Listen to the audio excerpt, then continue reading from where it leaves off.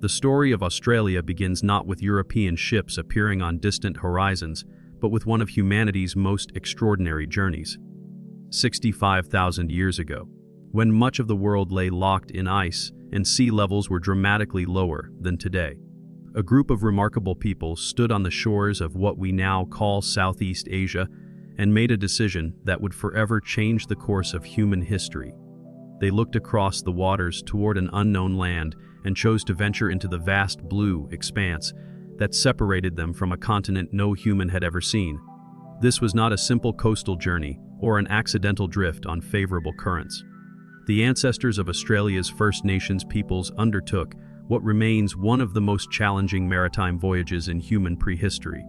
Even with lower sea levels exposing more land bridges and reducing some water gaps, they still faced open ocean crossings of at least 90 kilometers. This required not just courage, but sophisticated knowledge of boat building, navigation, weather patterns, and ocean currents. They possessed technologies and skills that allowed them to deliberately sail toward a landmass they could not see, guided perhaps by the flight patterns of birds, the behavior of clouds, or other natural indicators that spoke to their deep understanding of the marine environment. The boats they constructed for this momentous journey represent some of humanity's earliest maritime technology.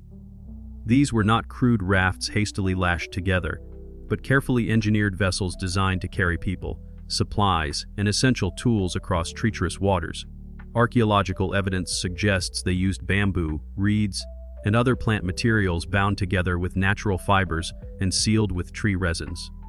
Some vessels may have been large enough to carry entire extended families, along with their dogs, tools, weapons, and the cultural knowledge needed to establish new communities in an unknown land. The navigation techniques required for such a journey demonstrate sophisticated understanding of natural phenomena that European sailors would not develop for thousands of years.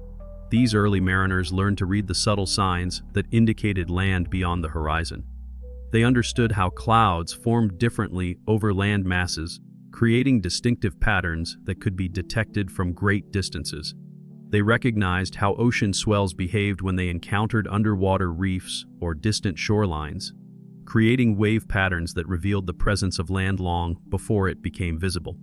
Bird behavior provided another crucial navigation tool. Certain seabirds returned to land each evening, and experienced navigators could follow their flight paths to find islands or coastlines. The presence of particular species indicated proximity to different types of environments, from coral reefs to sandy beaches to rocky headlands. Even floating debris, drifting seeds, and changes in water color provided clues about wind patterns, current directions, and the location of river mouths or other coastal features. Archaeological evidence tells us these first Australians were not a single group making one momentous journey, but rather multiple waves of peoples who arrived over thousands of years. The genetic diversity among Aboriginal and Torres Strait Islander peoples today reflects this complex pattern of arrival and settlement. Some came from New Guinea, others from various parts of the Indonesian archipelago, and still others from regions we can only guess at based on the fragmentary evidence they left behind. Each group brought their own languages, customs, technologies, and ways of understanding the world, creating the foundation for what would become the most linguistically and culturally diverse continent on Earth. The genetic evidence reveals fascinating details about these early migrations. DNA studies show that the first Australians separated from other human populations between 50 and 70,000 years ago, making them one of the oldest continuous populations outside Africa. Their genetic signatures reveal complex patterns of mixing and separation that occurred both before and after their arrival in Australia.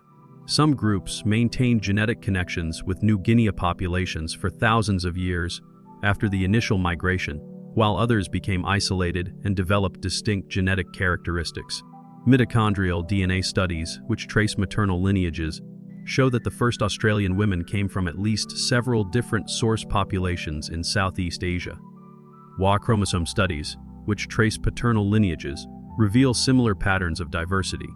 This genetic evidence confirms that the colonization of Australia involved multiple groups arriving at different times, rather than a single founding population that later diversified. The Australia they encountered was a land unlike anywhere else on the planet. Massive marsupials roamed ancient forests and grasslands. Diprotodon, enormous wombat-like creatures the size of modern rhinoceros, grazed alongside giant kangaroos that stood 3 meters tall. Megalania, a monitor lizard longer than a saltwater crocodile, hunted through woodlands that stretched across regions now desert. Thylacoleo, the marsupial lion, stalked prey with retractable claws and the most powerful bite force of any known mammal. This was a continent where the familiar rules of nature seemed turned upside down, where mammals laid eggs, where the largest animals carried their young in pouches, and where trees shed their bark instead of their leaves. The megafauna that dominated this ancient Australian landscape included creatures that seem almost mythical by today's standards. Genyornis, a flightless bird that stood 2 meters tall and weighed twice as much as a modern emu, roamed across the continent in large flocks. Megalania prisca, the giant monitor lizard, could grow to 7 meters in length and possessed a venomous bite that would have made it one of the most formidable predators ever to walk the earth. Thylacoleo carnifex, despite being a marsupial, had evolved into a specialized predator with blade-like teeth and powerful forelimbs equipped with massive claws. The giant wombat Diprotodon optatum was the largest marsupial that ever lived, weighing as much as 3 tons and standing 2 meters high at the shoulder. These massive herbivores lived in family groups and may have migrated seasonally between feeding areas, creating well-worn paths across the landscape that early humans could have followed to find water and other resources. Pelorchestis, another giant marsupial, combined features of tapirs and ground sloths, using its flexible snout to strip leaves from trees and bushes. In the waters around Australia, equally impressive creatures thrived. Megalocheles atlas, a giant turtle with a shell over 2 meters long, inhabited freshwater lakes and rivers. Quincana, a terrestrial crocodile with long legs adapted for running rather than swimming, hunted across the dry interior regions. Onambi, a massive python that could grow to 6 meters in length, was perfectly adapted to the warm climate of ancient Australia. The relationship between these first Australians and the continent's megafauna remains one of archaeology's most fascinating puzzles. Within a few thousand years of human arrival, most of these giant creatures had vanished. Some researchers argue that hunting pressure from the new human inhabitants drove these species to extinction. Others point to climate change as the primary culprit, noting that the period coincided with significant environmental shifts. The most likely explanation involves a complex interaction between human activities, environmental change, and ecological disruption that created a cascade of effects throughout the continent's ecosystems. The timing of these extinctions provides crucial clues about what happened. Most of the megafauna disappeared between 40 and 50,000 years ago, roughly coinciding with the arrival of humans, but also with significant climate changes. The period saw increasing aridity across much of the continent, the drying up of many lakes and rivers, and major shifts in vegetation patterns. Some species may have been already stressed by these environmental changes when human hunting pressure provided the final push toward extinction. Archaeological evidence for direct human hunting of megafauna is surprisingly limited.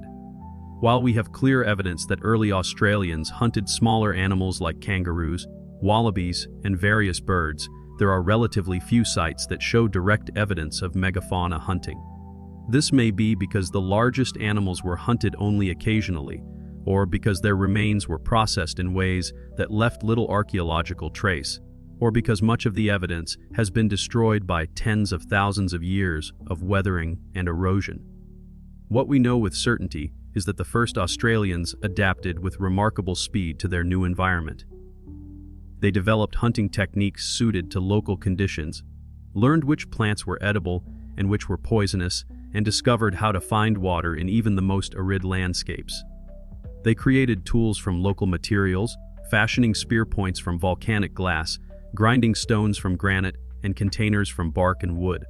Most importantly, they developed fire as a landscape management tool, using controlled burns to promote the growth of certain plants, clear undergrowth, and create the open woodlands and grasslands that many Australian species came to depend upon. The adaptation process required intimate knowledge of seasonal patterns, animal behavior, and plant ecology, that could only be acquired through careful observation over many generations. Early Australians learned to recognize the subtle signs that indicated when particular animals would be most vulnerable to hunting, when specific plants would be bearing fruit or seeds, and when seasonal changes would affect the availability of water and other resources. They developed specialized tools for different environments and purposes. In coastal areas, they created fish hooks from shells, nets from plant fibers, and specialized spears for catching different types of marine life. In forest regions, they learned to make containers from bark, climbing aids for reaching high nests and honey, and tools for processing the toxic nuts and roots that required complex preparation before they could be safely eaten. In desert areas, they developed techniques for finding and conserving water that amazed later European explorers. They learned to recognize the subtle signs that indicated underground water sources to create temporary shelters that provided protection from extreme heat and cold, and to navigate across vast distances using landmarks, star positions, and other natural indicators. The evidence for this early occupation comes from archaeological sites scattered across the continent, each one adding pieces to the puzzle of human arrival and adaptation. At Lake Mungo in western New South Wales, the remains of Mungo Lady and Mungo Man provide direct evidence of human presence 40,000 years ago. Mungo Lady's cremated remains represent the world's oldest known cremation, while Mungo Man's burial, complete with red ochre decoration, demonstrates sophisticated mortuary practices and spiritual beliefs. These discoveries revolutionized our understanding of early human behavior and showed that complex symbolic thinking and ritual practices were already well established among Australia's first peoples. The Lake Mungo discoveries revealed much more than just evidence of early human presence. The careful burial practices, the use of red ochre pigment, and the sophisticated stone tools found at the site demonstrate that these early Australians possessed complex cultural systems from the very beginning of their occupation of the continent.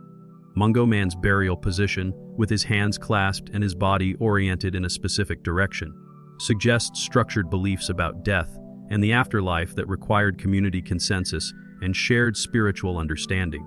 The red ochre found with Mungo Man had been transported from sources hundreds of kilometers away, indicating that these early people maintained long-distance trade relationships or were willing to travel great distances to obtain materials with special cultural significance.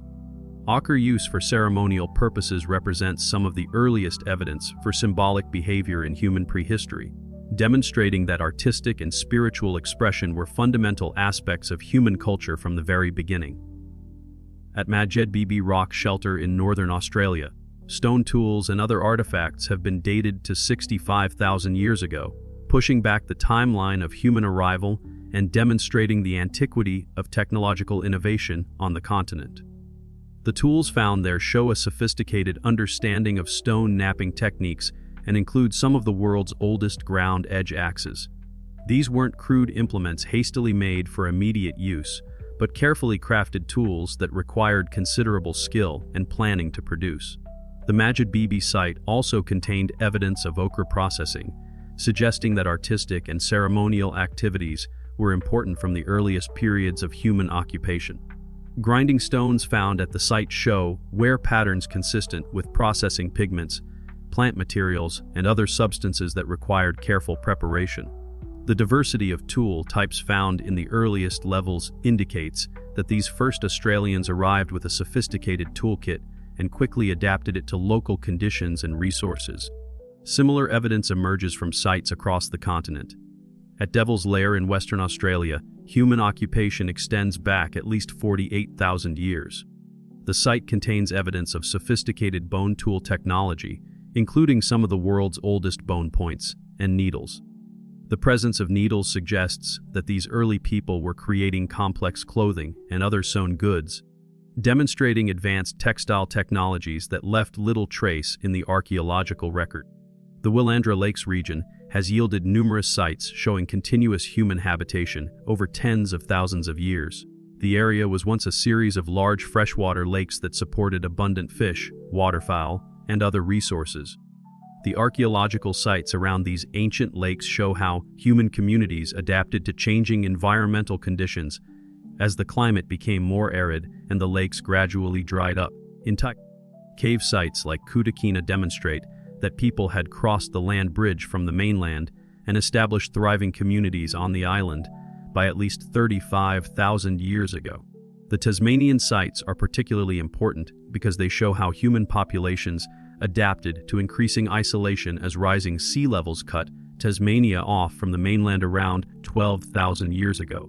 Each site adds to our understanding of how quickly and successfully the first Australians spread across their new homeland. The speed of this continental colonization is breathtaking. Within just a few thousand years of first arrival, human communities had established themselves from the tropical north to the temperate south, from the humid east coast to the arid interior. They had learned to thrive in rainforests and deserts, on islands and mountains, in environments ranging from alpine highlands to coastal swamps. This rapid expansion required not just individual adaptability, but sophisticated systems for sharing knowledge, maintaining connections across vast distances, and coordinating group movements and resource use. Archaeological evidence suggests that early Australian populations maintained contact across enormous distances, sharing technologies, genetic material, and cultural innovations that helped all groups adapt more successfully to their new environments. The linguistic evidence provides another window into this early period. When Europeans first arrived in Australia, they encountered over 250 distinct languages, representing at least 28 separate language families. This extraordinary diversity suggests that the continent's first peoples had been separated into distinct groups for thousands of years, developing their own unique ways of speaking, thinking, and organizing their societies. Yet despite this diversity, certain common elements persisted across the continent, suggesting either shared origins or ongoing contact and exchange between groups. Linguistic analysis reveals fascinating patterns in the distribution of language families across Australia. The Pama-Nyungan language family covers roughly 90% of the continent, suggesting either a relatively recent expansion of these languages or the gradual replacement of earlier language families. Non-Pama-Nyungan languages are concentrated in the far north, possibly representing either the remnants of earlier language families or more recent arrivals from New Guinea and other northern regions. The complexity of Australian languages impressed early European linguists who studied them. Many Aboriginal languages have complex grammatical systems that distinguish between different types of knowledge, different degrees of certainty, and different relationships between speakers. Some languages have elaborate kinship terminologies that precisely specify relationships between individuals many generations removed from each other. Sound systems in Australian languages often include distinctions that don't exist in European languages, such as different types of consonants produced at different positions in the mouth. Some languages have only 3 vowel sounds, while others have complex systems of vowel harmony that affect the pronunciation of entire words. Tonal languages, where pitch changes affect meaning, are found in some northern regions, possibly reflecting contact with New Guinea or other Pacific languages. The development of these diverse cultures was shaped by the unique characteristics of the Australian environment. Unlike other continents, Australia lacked large domesticable animals and easily cultivated grain crops. There were no horses, cattle, pigs, or sheep, no wheat, rice, or maize. Instead, the first Australians developed what anthropologists now recognize as one of the world's most sophisticated hunter-gatherer societies, based on detailed knowledge of seasonal patterns, animal behavior, and plant ecology. This was not the simple subsistence living that European colonists would later imagine, but a complex economic system that supported dense populations in favorable areas and maintained sustainable communities even in the continent's most challenging environments. In the fertile river valleys of the southeast, semi-permanent villages supported hundreds of people who built fish traps, cultivated native grains, and held elaborate ceremonies that drew participants from across the region. The fish traps built by Aboriginal groups in southeastern Australia represent some of the world's most sophisticated pre-agricultural engineering. The Brewarina fish traps on the Barwon River in New South Wales may be over 40,000 years old, making them possibly the oldest human-made structures on Earth.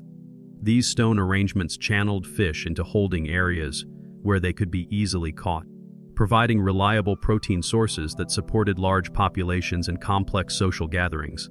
Similar fish trap systems were built across southeastern Australia, each one adapted to local river conditions and fish species. Some traps were designed to catch fish during seasonal migrations, while others provided year-round food sources. The construction and maintenance of these traps required coordinated labor from multiple family groups and sophisticated understanding of river hydrology and fish behavior. Along the northern coasts, communities developed sophisticated techniques for harvesting marine resources, building fish weirs that could feed entire clans, and establishing trade networks that extended far into the Pacific. The coastal peoples of northern Australia developed complex seasonal rounds that took advantage of different marine resources at different times of year. They learned to predict when particular fish would be running, when turtle eggs would be available, when seasonal fruits would be ripening, and when weather conditions would be favorable for long-distance travel. The social structures that emerged from this economic foundation were equally complex. Kinship systems mapped relationships not just within immediate families, but across entire regions, creating networks of obligation and support that could span hundreds of kilometers. Marriage rules ensured genetic diversity while maintaining cultural continuity. Age-based initiation systems transmitted knowledge from elders to youth, ensuring that crucial information about survival, spirituality, and social behavior passed from generation to generation. Aboriginal kinship systems represent some of the most complex social organizations ever developed by human societies. These systems didn't just track biological relationships, but created elaborate networks of social obligations, resource rights, and ceremonial responsibilities. In some regions, individuals could trace their relationships to hundreds of other people through multiple kinship categories, each with its own specific rights and obligations. Marriage rules in these systems were designed to maintain genetic diversity while preserving cultural knowledge and territorial rights. Complex classifications determined who could marry whom, often requiring marriages between people from different clans, language groups, or geographic regions. These marriage patterns created ongoing relationships between distant groups, facilitating trade, information exchange, and mutual support during difficult times. The initiation systems that inducted young people into adult society were elaborate educational processes that could take years to complete. Different stages of initiation revealed progressively deeper levels of cultural knowledge, from basic survival skills and social obligations to the most sacred ceremonial knowledge held by senior elders. These systems ensured that cultural knowledge was preserved and transmitted accurately while also testing the commitment and character of young people seeking to join adult society. These societies were not static or isolated. Archaeological evidence shows extensive trade networks that moved goods across vast distances. Pearl shell from the northwest coast appeared in central Australia. Ochre from specific quarries was traded across state-sized territories. Stone tools made from distinctive rock types traveled hundreds of kilometers from their sources. These trade routes were not just economic networks, but cultural highways that carried ideas, stories, ceremonies, and innovations from one group to another. The trade networks that connected Aboriginal groups across Australia were among the most extensive in the pre-modern world. Some trade goods traveled over 2,000 kilometers from their sources, passing through the territories of dozens of different groups before reaching their final destinations. These networks required complex systems of reciprocal obligation, standardized exchange rates, and peaceful passage agreements that allowed traders to travel safely through foreign territories. Pituri, a native tobacco with narcotic properties, was traded from Central Australia to communities across the continent. The leaves were processed into quids that could be chewed for their stimulant effects, and different grades commanded different exchange rates depending on their potency and preparation. Pituri trading created relationships between desert communities and coastal groups that might otherwise have had no contact with each other. Baler shell from the northern coasts was worked into ornaments and ceremonial objects that were highly valued in inland regions. The shells were traded as raw materials and also as finished products, with different communities specializing in particular types of shell working. Some shells were engraved with traditional designs that identified their makers, and added to their ceremonial value. Stone for tool making was another major trade item, with some quarries supplying raw materials to communities hundreds of kilometers away. Different types of stone were valued for different purposes, and skilled knappers developed reputations that extended far beyond their local areas. Some stone tools were traded as finished products, while others were traded as blanks that could be worked into specific tool types by their eventual users. The spiritual systems that developed during this period were intimately connected to the landscape itself. Rather than seeing the natural world as separate from human society, Aboriginal cultures understood people, animals, plants, landforms, and spiritual beings as part of an interconnected whole. The Dreamtime, or dreaming, represented not just creation stories, but a continuing relationship between the present and the timeless realm where ancestral beings shaped the land and established the laws that govern both natural and social behavior. The dreaming encompasses concepts that don't translate easily into European languages or ways of thinking. It represents simultaneously the distant past, when ancestral beings created the landscape, the eternal present, where those beings continue to influence daily life, and the ongoing future, where their laws and stories will continue to guide human behavior. The dreaming is both a historical account of how the world came to be and a living reality that shapes contemporary experience. Different regions developed their own specific dreaming stories that explained local landscape features, established territorial boundaries, and provided guidance for proper behavior. These stories weren't just entertainment or religious instruction, but practical guides that encoded essential information about water sources, food locations, seasonal patterns, and environmental hazards. A single dreaming story might contain navigation instructions, ecological knowledge, social laws, and spiritual teachings all woven together in a narrative that could be easily remembered and accurately transmitted across generations. These spiritual beliefs were encoded in the landscape itself through sacred sites, song lines, and ceremonial grounds that connected specific locations to particular stories, laws, and responsibilities. A waterhole might be the place where a rainbow serpent ancestor emerged from underground. A distinctive rock formation could mark the spot where ancestral beings performed important ceremonies. A particular tree or hill might be associated with specific totemic animals or plants, creating a web of meaning that turned the entire continent into a sacred text that could be read by those with the proper knowledge. Sacred sites varied enormously in their significance and the restrictions that governed access to them. Some sites were associated with general creation stories that could be shared with anyone, while others contained secret sacred knowledge that could only be revealed to initiated men or women. Some sites were associated with increased ceremonies designed to ensure the continued abundance of particular animals or plants, while others were connected to healing practices, weather control, or conflict resolution. The maintenance of sacred sites was a crucial responsibility that required ongoing attention from the appropriate custodians. Some sites needed regular ceremonial attention to maintain their spiritual power, while others required physical maintenance to protect them from erosion, vegetation growth, or other natural processes. The knowledge of how to properly care for sacred sites was itself sacred knowledge that was carefully guarded and transmitted only to appropriate individuals. The song lines, or dreaming tracks, represent perhaps the most sophisticated aspect of this landscape-based spirituality. These invisible pathways crisscross the continent, marking the routes taken by ancestral beings during the creation period. Each songline is associated with specific songs, ceremonies, and stories that describe the landscape features, water sources, food resources, and spiritual significance of the areas it passes through. Together, these songlines form what has been called the world's oldest GPS system, allowing people to navigate across vast distances using nothing more than traditional songs and stories. Individual songlines could extend for hundreds or even thousands of kilometers, crossing the territories of many different language groups and connecting distant regions through shared spiritual narratives. The maintenance of these song lines required cooperation between groups that might otherwise have little contact with each other, creating networks of spiritual and practical relationships that spanned the entire continent.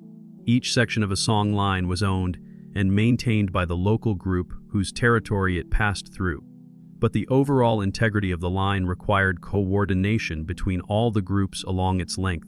This created systems of reciprocal obligation and shared responsibility that helped maintain peaceful relationships between neighboring groups and provided mechanisms for resolving disputes over territorial boundaries or resource access. But the song lines were much more than navigation aids. They were also legal documents that established territorial boundaries, resource rights, and social obligations. They were educational curricula that taught young people about ecology, astronomy, weather patterns, and human behavior. They were historical records that preserved information about past events, population movements, and environmental changes. They were artistic expressions that combined music, dance, visual art, and storytelling into integrated cultural performances. Most importantly, they were spiritual practices that maintained the connection between human communities and the ancestral beings who continued to influence daily life. The legal aspects of song lines were particularly sophisticated, establishing complex systems of land tenure that recognized different types of rights and responsibilities. Some individuals held primary responsibility for particular sections of song lines, while others had secondary rights that allowed them access under specific circumstances. These rights could be inherited, transferred through marriage or adoption, or earned through ceremonial participation and demonstrated knowledge. The educational role of song lines was equally important, providing structured curricula that taught young people everything they needed to know about their physical and social environment. Different levels of song line knowledge were revealed at different stages of initiation, with the most sacred and powerful songs reserved for senior elders who had demonstrated their commitment to cultural preservation and proper behavior. The sophistication of Aboriginal astronomical knowledge provides another example of the intellectual achievements of Australia's First Peoples. Aboriginal groups across the continent developed detailed understanding of celestial movements, using the positions of stars, planets, and other celestial bodies to track seasonal changes, navigate across long distances, and time important ceremonies and activities. The emu in the sky, a dark nebula visible in the southern hemisphere, told people when emu eggs would be ready to harvest. The rising of certain star groups indicated when particular fish would be running or when specific plants would be bearing fruit. Aboriginal astronomical knowledge was remarkably sophisticated, incorporating observations of star positions, planetary movements, lunar cycles, and seasonal changes in celestial visibility. Some groups developed detailed star maps that showed the relationships between different constellations and their associated stories and seasonal indicators. These maps were often encoded in ceremonial objects, body paintings, or ground drawings that could be used for teaching and reference. The Seven Sisters story, known to Aboriginal groups across much of Australia, tracks the movement of the Pleiades constellation and its associated stars throughout the year. Different versions of the story encode information about seasonal changes, navigation directions, and proper social behavior, with the specific details varying according to local environmental conditions and cultural practices. Some Aboriginal groups developed lunar calendars that tracked the phases of the moon to predict tides, animal behavior, and seasonal changes. Others used the position of the Southern Cross or other prominent constellations to determine direction during long-distance travel. In some regions, people built stone arrangements that aligned with celestial events, creating what archaeologists now recognize as some of the world's oldest astronomical observatories. The Wurdi Yuang stone arrangement in Victoria appears to align with the setting positions of the sun at the solstices and equinoxes, suggesting that it may have been used as a calendar to track seasonal changes. Similar stone arrangements have been found in other parts of Australia, though their astronomical functions are often difficult to determine, because the knowledge needed to interpret them has been lost or is held by people who are reluctant to share sacred information with outsiders. This astronomical knowledge was not separate from other aspects of Aboriginal culture, but integrated into the same spiritual and practical systems that governed all aspects of life. The same stories that explained the creation of landforms also described the movements of celestial bodies. The same ceremonies that ensured the continuation of plant and animal species also maintained the proper relationship between earth and sky. The same elders who held knowledge about water sources and food plants also understood the complex calculations needed to predict eclipses, planetary movements, and other astronomical events. The integration of astronomical knowledge with other aspects of culture meant that observations of celestial events were embedded in complex narratives that served multiple purposes simultaneously. A story about the movement of particular stars might also contain information about seasonal food sources, proper marriage relationships, territorial boundaries, and spiritual obligations. This integration made the knowledge more memorable and meaningful, while also ensuring that it was transmitted as part of a complete cultural system, rather than as isolated facts. The technological innovations developed during this period were equally impressive, though they often took forms that European observers would later fail to recognize or appreciate. The boomerang, perhaps Australia's most famous Aboriginal invention, represents sophisticated understanding of aerodynamics and materials science. Hunting boomerangs were designed to fly straight and strike with maximum force, while returning boomerangs demonstrated principles of flight that wouldn't be understood by European science for thousands of years. The physics of boomerang flight involves complex interactions between air resistance, angular momentum, and gyroscopic forces that weren't fully understood by European scientists until the 20th century. Aboriginal craftsmen had to understand these principles intuitively in order to create boomerangs that would perform reliably under different wind conditions and for different purposes. Different types of boomerangs were designed for different hunting situations. Heavy hunting sticks were used for close-range hunting of small game, while lighter returning boomerangs were used for hunting birds and for ceremonial purposes. Some boomerangs were designed to fly in specific patterns that would drive game animals toward waiting hunters, while others were weighted and shaped to deliver maximum impact when they struck their targets. The materials used for boomerang construction were carefully selected based on their density, flexibility, and grain patterns. Different wood species were preferred in different regions, and experienced craftsmen could judge the quality of potential boomerang wood by examining its color, weight, and response to bending. The shaping and finishing of boomerangs required specialized tools and techniques that were passed down through generations of skilled craftsmen. The woomera, or spear thrower, effectively extended the human arm, allowing hunters to launch spears with much greater force and accuracy than would be possible by hand alone. Different designs were developed for different purposes, with some optimized for hunting small game at close range and others designed for long-distance throws at large animals. The physics involved in woomera design required understanding of leverage, trajectory, and energy transfer that represented genuine technological innovation. Woomera design varied considerably across Australia, with different regions developing distinctive styles adapted to local hunting conditions and cultural preferences. Some woomeras incorporated hooks or notches that improved their grip on spear shafts, while others included weights or counterbalances that affected the trajectory and power of thrown spears. The decorative aspects of woomeras were as important as their functional characteristics, with many examples featuring elaborate carved designs, painted patterns, or attached ornaments that identified their makers and indicated their ceremonial significance. Some woomeras were primarily functional tools used for everyday hunting, while others were ceremonial objects that were only used during specific rituals or by individuals with particular social status. Aboriginal fire management techniques transformed entire ecosystems and created the landscapes that European explorers would encounter thousands of years later. Rather than simply setting random fires, Aboriginal people developed sophisticated burning regimes that took into account wind patterns, fuel loads, animal breeding cycles, and plant growth patterns. Cool burns conducted at the right time of year could reduce the risk of catastrophic wildfires while promoting the growth of food plants and creating habitat for game animals. The ecological effects of Aboriginal fire management were profound and far-reaching. Regular low-intensity burns prevented the accumulation of heavy fuel loads that could support catastrophic wildfires, while also promoting the germination of fire, adapted plant species, and maintaining the open woodlands and grasslands that many Australian animals depend upon. Different burning regimes were used for different purposes and in different environments.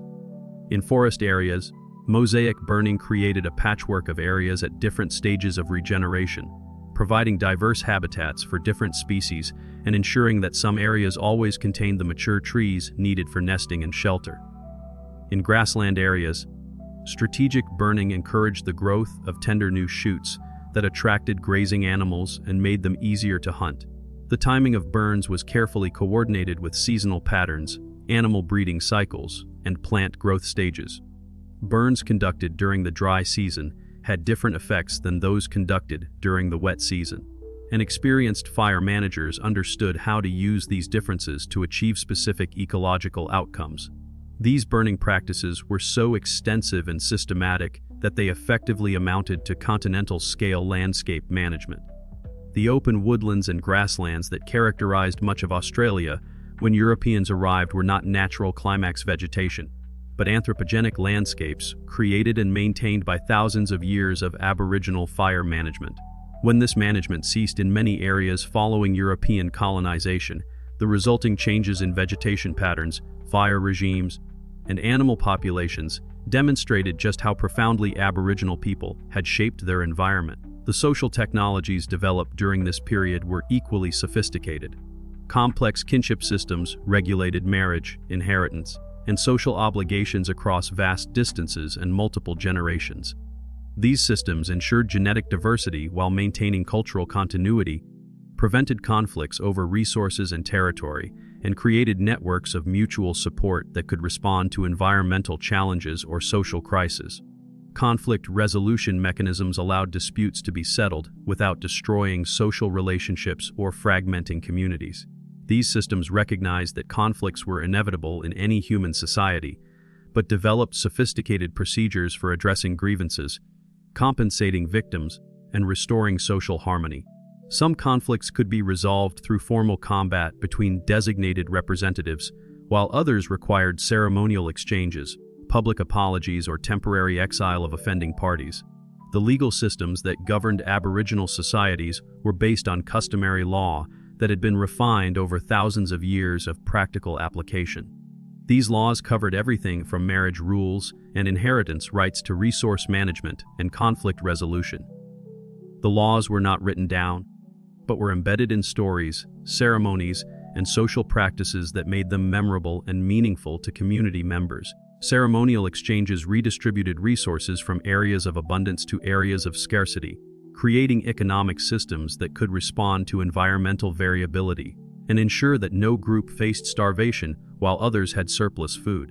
These exchanges were often embedded in elaborate ceremonial cycles that brought together people from across large regions for trade, marriage negotiations, and religious observances.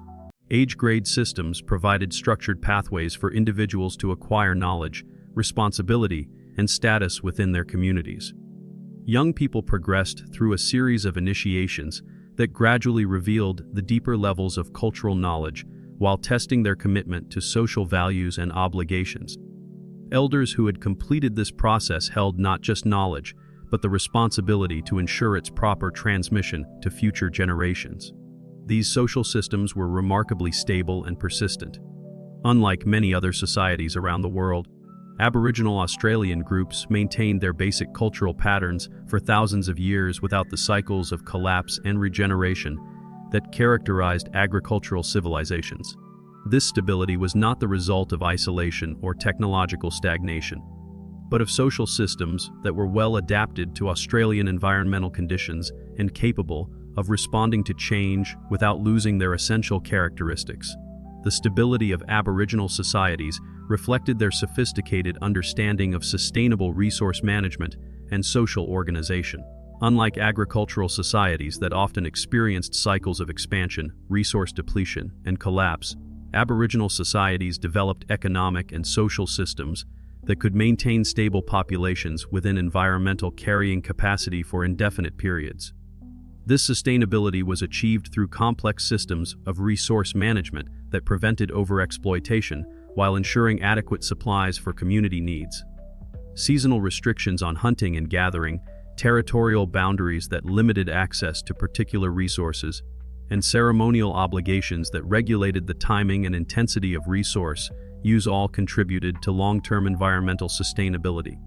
The artistic traditions that developed during this period created some of humanity's oldest continuous art traditions. Rock art sites across Australia contain images that span tens of thousands of years, showing the evolution of artistic styles, the arrival of new technologies, and changes in the animals and plants that people encountered.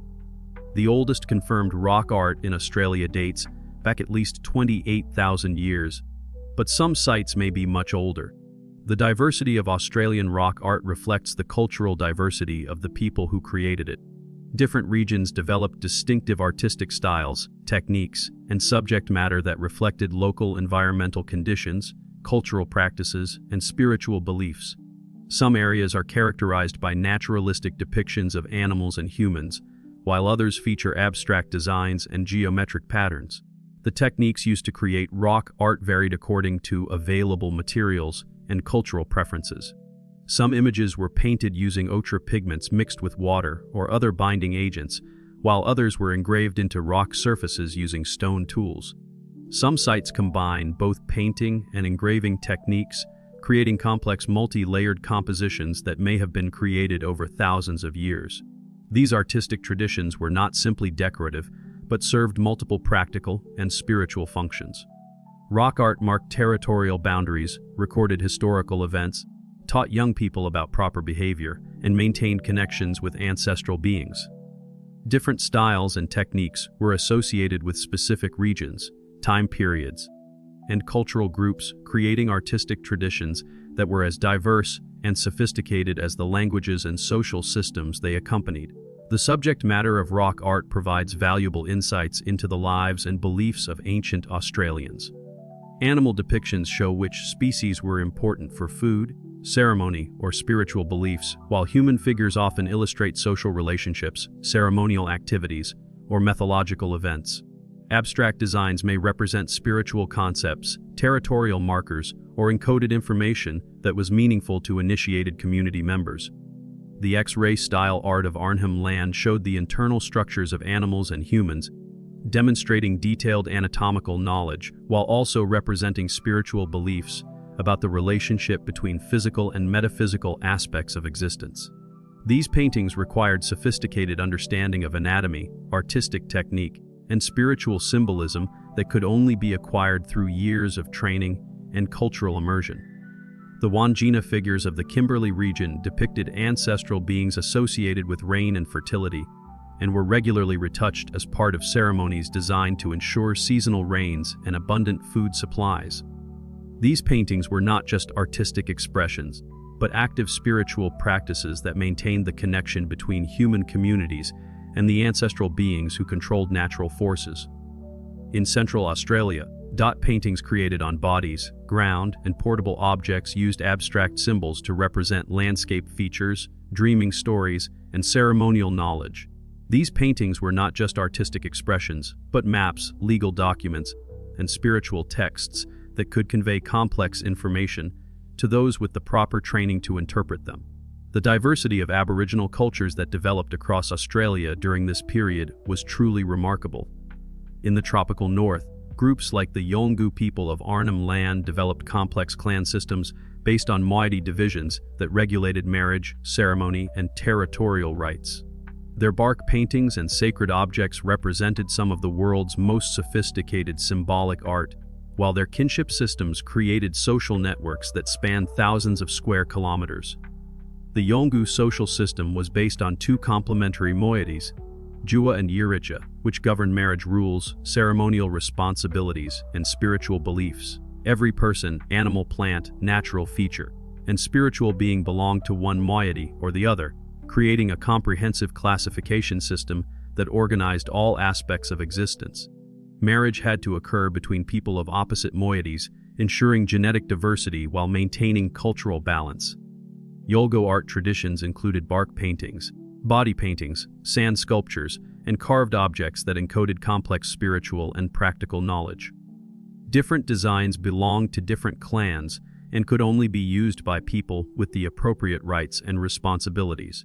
The creation and display of these artworks was itself a ceremonial act that maintained connections with ancestral beings and transmitted cultural knowledge to younger generations. In the central deserts, groups like the errant people around Alice Springs developed cultural systems perfectly adapted to one of the world's most challenging environments. Their detailed knowledge of water sources, seasonal patterns, and desert ecology allowed them to maintain thriving communities in areas where European explorers would later struggle to survive. Their ceremonial cycles followed the seasonal availability of food and water, while their social organization ensured that knowledge about survival in the desert was preserved and transmitted across generations. The Oronti people developed sophisticated techniques for finding and conserving water in the arid environment of Central Australia. They knew the locations of hundreds of permanent and seasonal water sources, understood how to dig for water in apparently dry creek beds, and could predict when temporary water sources would be available based on rainfall patterns and seasonal indicators. Their knowledge of desert plants was equally sophisticated, encompassing not just which species were edible, but how to process toxic plants to make them safe, when different species would be bearing fruit or seeds, and how to use plants for medicine, tools, and shelter. This knowledge was encoded in complex ceremonial cycles that ensured its accurate transmission across generations. Along the southeastern coasts, groups like the Kulin Nation in the Melbourne area developed semi-sedentary lifestyles based on rich marine and terrestrial resources. They built permanent fish traps, cultivated native grains, and established large ceremonial grounds where hundreds of people gathered for trade, marriage negotiations, and religious ceremonies. Their societies were more hierarchical than those in many other parts of Australia, with clear distinctions between different social ranks and specialized roles for different individuals. The Kulin people took advantage of the rich resources of Port Phillip Bay and the surrounding river systems to develop some of Australia's most complex hunter-gatherer societies. They built elaborate fish traps that could supply protein for hundreds of people, managed native grain crops that provided carbohydrate staples, and established trade networks that brought exotic goods from across southeastern Australia. Their seasonal rounds were carefully timed to take advantage of different resources as they became available throughout the year. Spring brought abundant fish runs and waterfowl eggs, summer provided native grains and root vegetables, autumn offered nuts and other tree crops, and winter was the time for large ceremonial gatherings when people from across the region came together for trade and social activities. In Tasmania, the Palawa people developed unique cultural adaptations to island life. Cut off from the mainland by rising sea levels at the end of the last ice age, they maintained their own distinct traditions for thousands of years. Their toolkits were simpler than those on the mainland, but perfectly suited to Tasmanian conditions. Their social systems were adapted to smaller population sizes and more limited resources, while their spiritual beliefs reflected the unique characteristics of the island environment. The isolation of Tasmania created unique evolutionary pressures that shaped both the natural environment and human culture. The absence of dingoes meant that Tasmanian devils and other predators played different ecological roles than on the mainland. The smaller land area and island geography created different patterns of resource distribution and seasonal availability that required cultural adaptations. Tasmanian Aboriginal people developed sophisticated techniques for surviving in the island's temperate climate, including the construction of elaborate shelters, the use of fire for warmth and cooking, and the creation of waterproof clothing from animal skins and plant materials. Their tool technology was adapted to local materials and needs, with specialized implements for hunting seals, processing shellfish, and working with the distinctive woods and stones available on the island. The Torres Strait Islander peoples developed yet another variation of Australian Indigenous culture, one that was influenced by connections with New Guinea and other Pacific islands. Their maritime focus led to sophisticated boat-building traditions, navigation techniques, and fishing practices. Their art styles showed influences from Melanesian cultures, while their social systems incorporated elements found both in Australia and in the broader Pacific region. Torres Strait Islander culture was shaped by the unique geography of the strait, with its numerous islands, coral reefs, and rich marine resources. The people developed sophisticated outrigger canoes that could travel safely between islands and to the New Guinea mainland, maintaining cultural and trade connections across the region.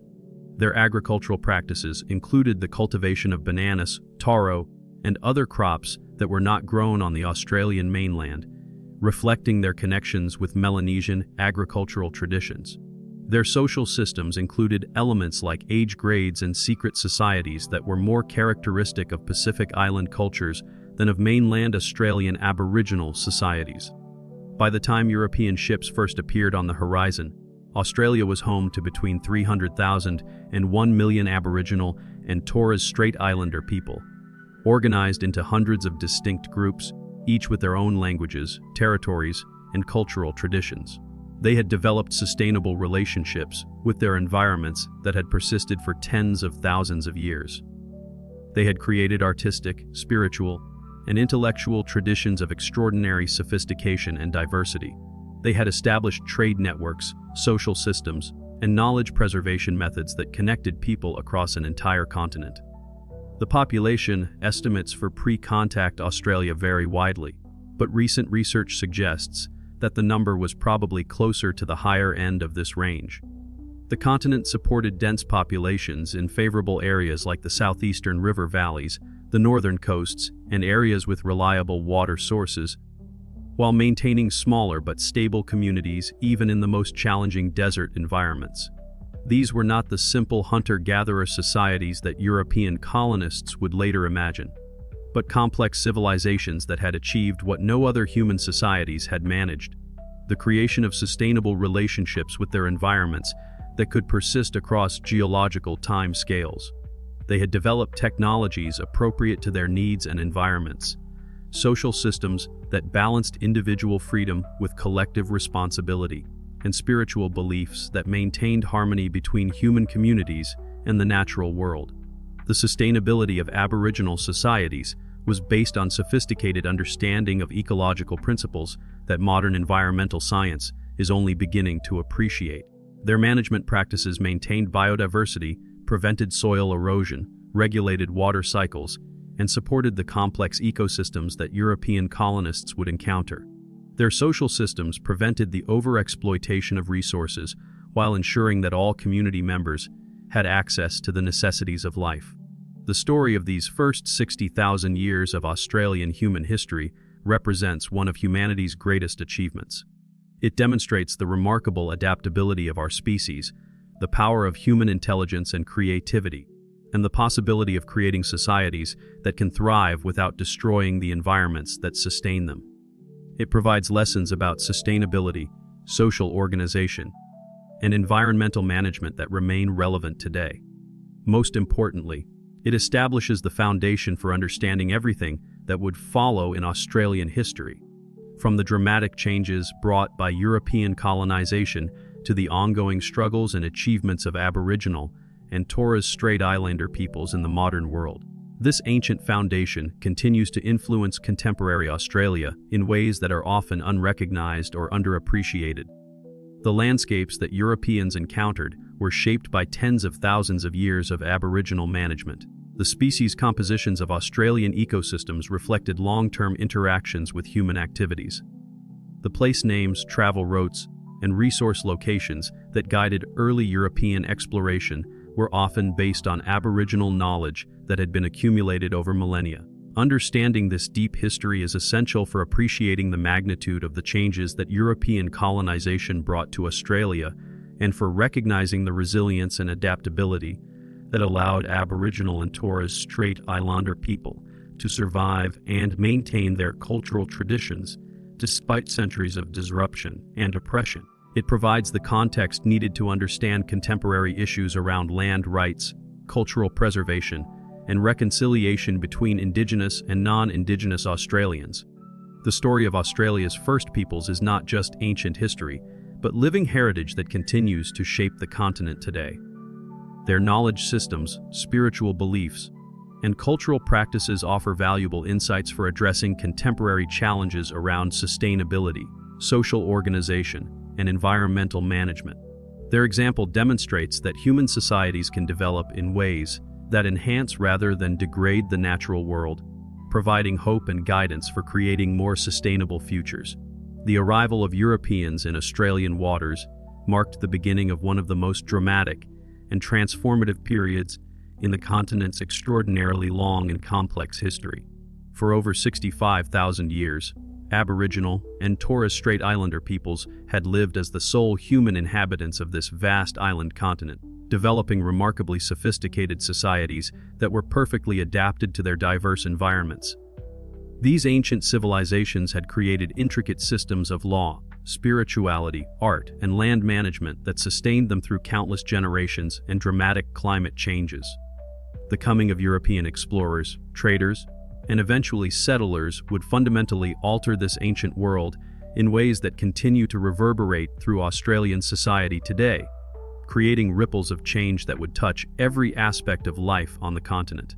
The first documented European sighting of Australia occurred in 1606, when Dutch navigator Willem Janszoon aboard the ship Dufferin made landfall on the western coast of Cape York Peninsula, in what is now far north Queensland. This initial contact was brief and unremarkable from the European perspective, with Janszoon noting little of interest in what appeared to be an inhospitable and barren coastline offering few obvious commercial opportunities. The Dutch explorer and his crew spent only a short time ashore, encountering some of the local Aboriginal people in what appears to have been a tense and ultimately violent confrontation that resulted in several deaths. However, this moment represented the beginning of a new and ultimately catastrophic chapter in Australian history, though it would be more than a century and a half before Europeans would establish permanent settlements on the continent and begin the systematic colonization that would transform Aboriginal Australia forever. Following Janszoon's initial sighting, other Dutch explorers gradually mapped significant sections of Australia's extensive coastline over the following decades.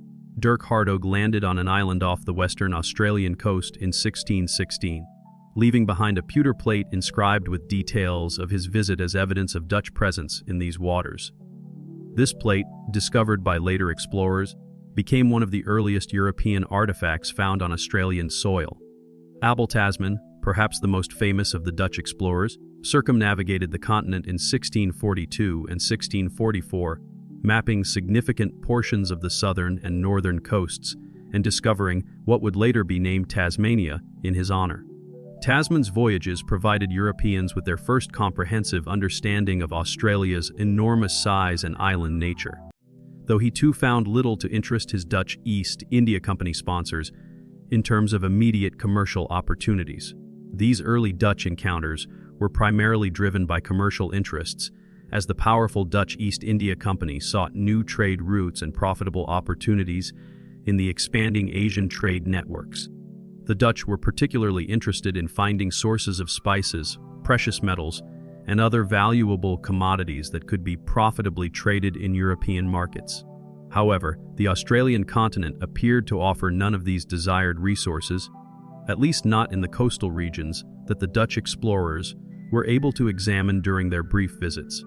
The Dutch explorers generally found little to interest them in the Australian continent beyond its potential value as a navigational landmark. The coastlines they encountered appeared barren and inhospitable, offering few obvious signs of the mineral wealth or agricultural potential that might justify the enormous expense of establishing permanent settlements. The climate in many of the areas they visited seemed harsh and unpredictable, and the vegetation appeared sparse and unfamiliar. More significantly, their brief and often troubled encounters with Aboriginal peoples were frequently marked by misunderstanding, fear, and violent conflict that left both sides wary of further contact. The Dutch explorers had no cultural or intellectual framework for understanding the complex societies they encountered along the Australian coast.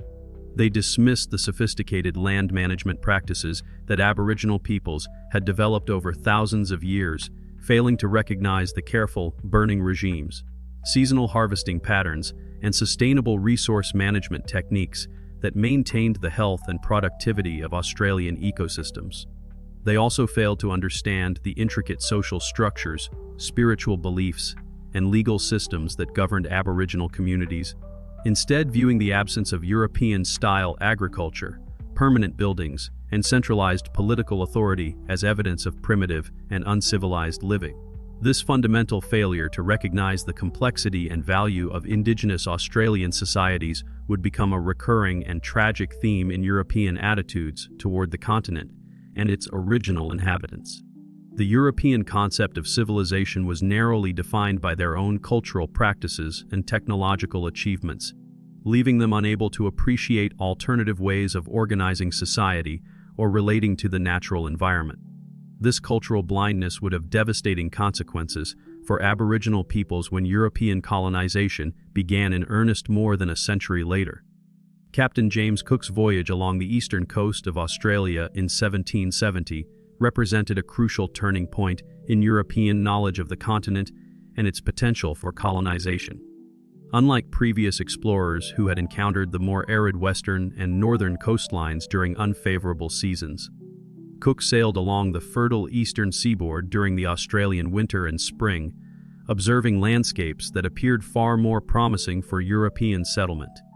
The eastern coast presented a dramatically different face of Australia, with its well-watered river valleys, extensive forests, and apparently more temperate climate offering hope for successful agricultural development. Cook's detailed observations and meticulous charts of the eastern coast, combined with his generally positive reports about the potential for colonization, would prove instrumental in Britain's later decision to establish a penal colony in Australia. His voyage occurred at a time when Britain was facing significant challenges in managing its growing prison population and was actively seeking alternative destinations for transported convicts following the loss of the American colonies.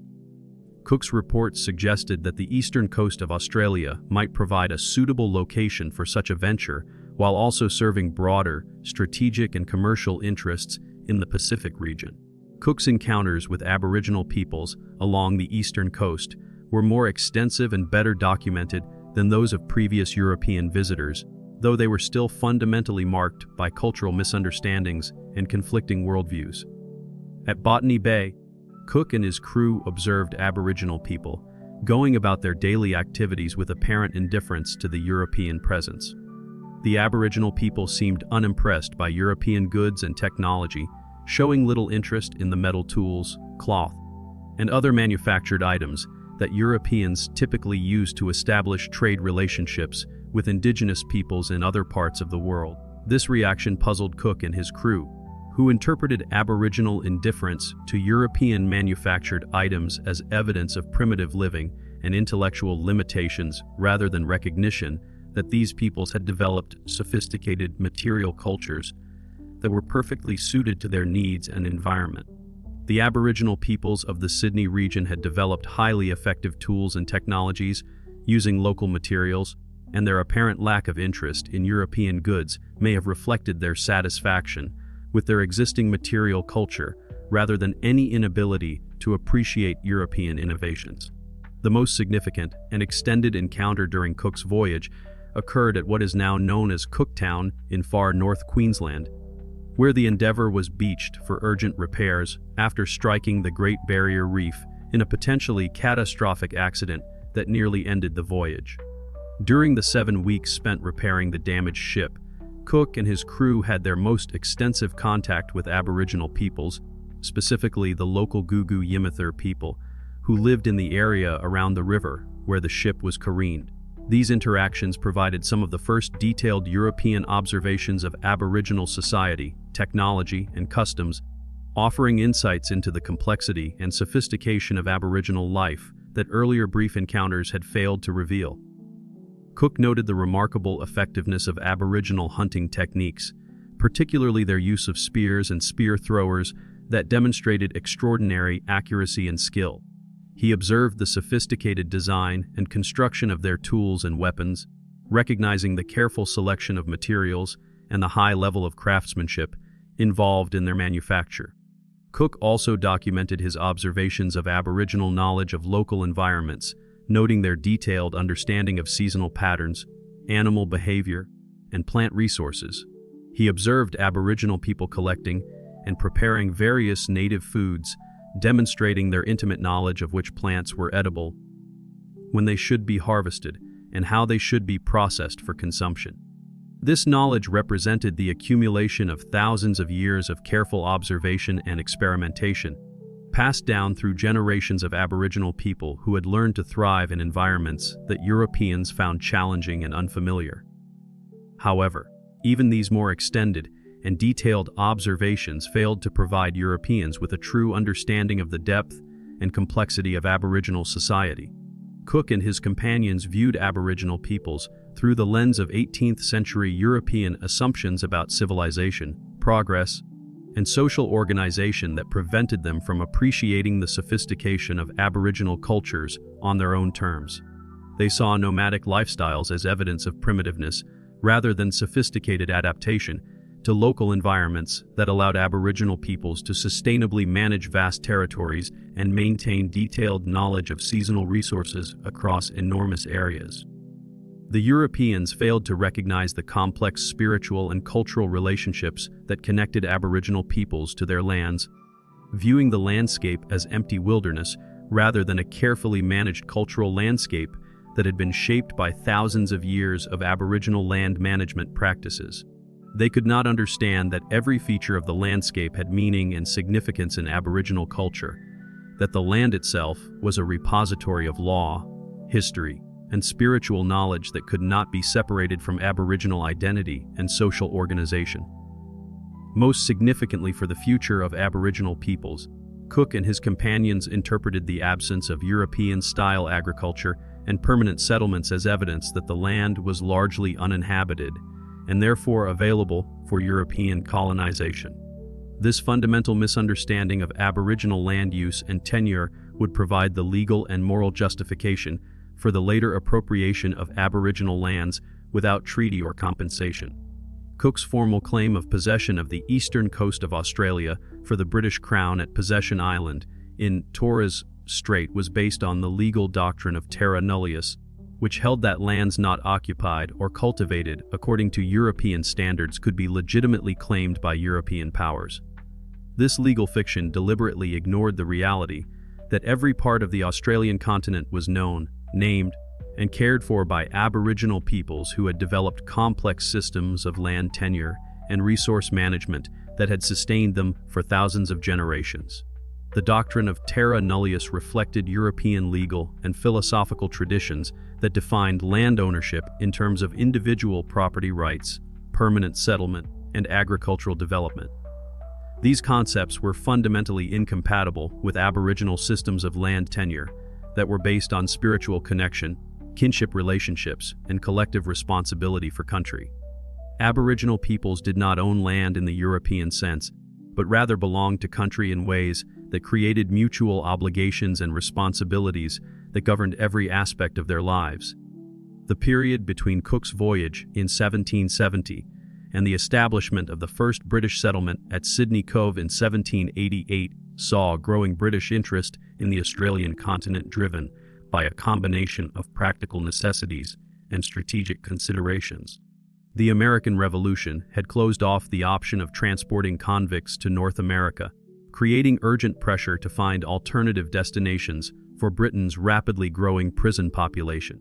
The social and economic disruptions of the Industrial Revolution had led to increased crime rates and harsher criminal penalties, resulting in overcrowded prisons and hulks that created serious public health and security concerns.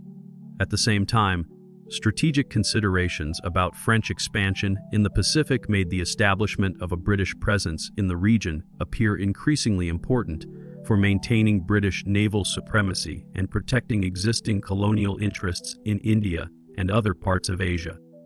French explorers were known to be active in the Pacific, and there were concerns that France might establish its own settlements in Australia that could threaten British shipping routes and commercial interests.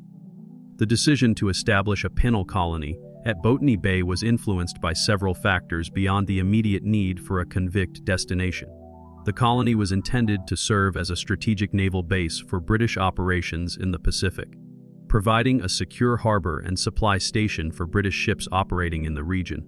There were also hopes that the colony might become a source of valuable raw materials including flax for rope making and timber for naval construction, both of which were essential for maintaining Britain's naval supremacy but were becoming increasingly expensive to obtain from traditional European sources. Additionally, British planners hoped that the new colony might eventually develop into a market for British manufactured goods, providing an outlet for the expanding industrial production that was transforming the British economy. The mercantilist economic theories of the time suggested that colonies should serve as both sources of raw materials and markets for manufactured goods, creating a profitable cycle of trade that would benefit the mother country. However, the primary and immediate motivation for establishing the Australian colony remained the transportation of convicts, and the first fleet that sailed from Portsmouth in May 1787 carried over 700 convicts along with Marines, officials, and supplies for establishing the new settlement. The convicts represented a cross-section of British society, including men and women convicted of crimes ranging from petty theft to more serious offenses, though the majority were guilty of relatively minor property crimes that reflected the harsh criminal laws of the period.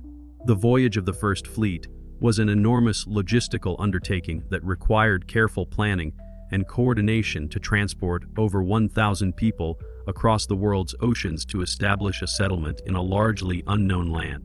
The fleet consisted of 11 ships carrying convicts, Marines, officials, livestock, seeds, tools, and supplies intended to sustain the new colony until it could become self-sufficient.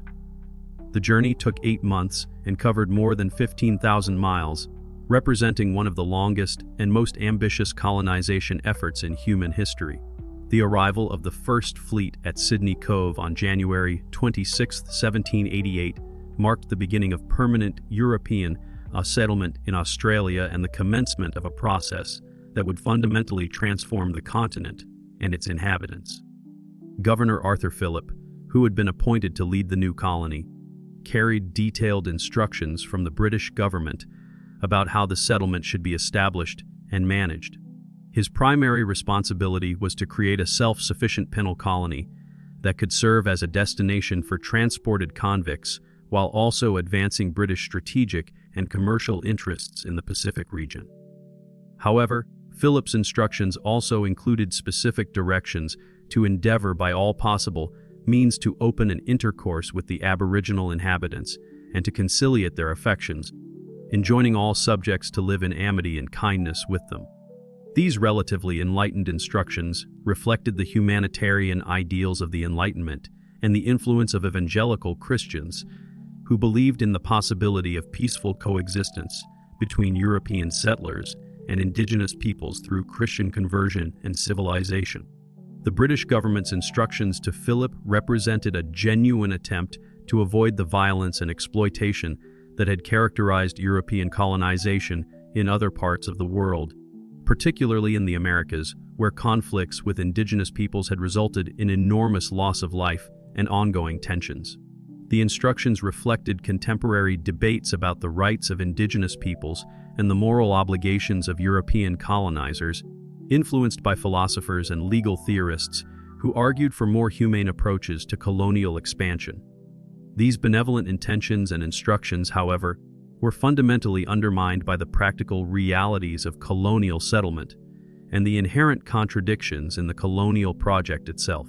The establishment of a permanent European presence inevitably meant the appropriation of Aboriginal lands and resources, the disruption of traditional subsistence patterns that had sustained Aboriginal peoples for thousands of years, and interference with sacred sites and cultural practices that were essential to Aboriginal spiritual and social life. The very act of establishing a colony based on European concepts of land ownership, agricultural development, and urban settlement was inherently incompatible with Aboriginal systems of land tenure and resource management that were based on entirely different principles and practices.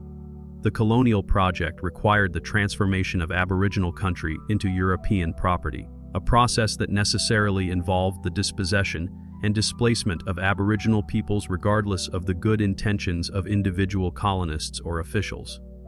The early years of the Sydney settlement were marked by a complex and often contradictory mixture of curiosity, genuine attempts at understanding, persistent misunderstanding, and increasing conflict between Europeans and the local Aboriginal peoples of the Sydney region.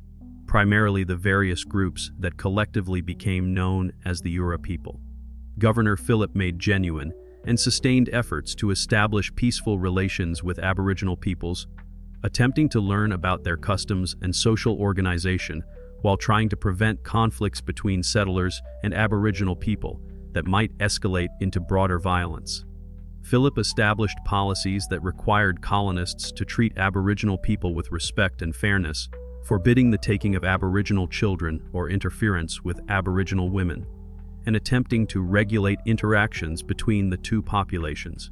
He also made personal efforts to learn Aboriginal languages and customs, recognizing that successful coexistence would require mutual understanding and communication between the two very different cultures that were now sharing the same territory. However, these well-intentioned policies proved extremely difficult to enforce in practice and were frequently violated by colonists who viewed Aboriginal people as obstacles to colonial development, sources of cheap labor, or opportunities for sexual exploitation. The colonial settlement attracted many individuals who had little respect for official policies or Aboriginal rights, and the limited resources available to colonial authorities made it difficult to monitor and control the behavior of settlers, particularly as the settlement expanded beyond the immediate vicinity of Sydney Cove.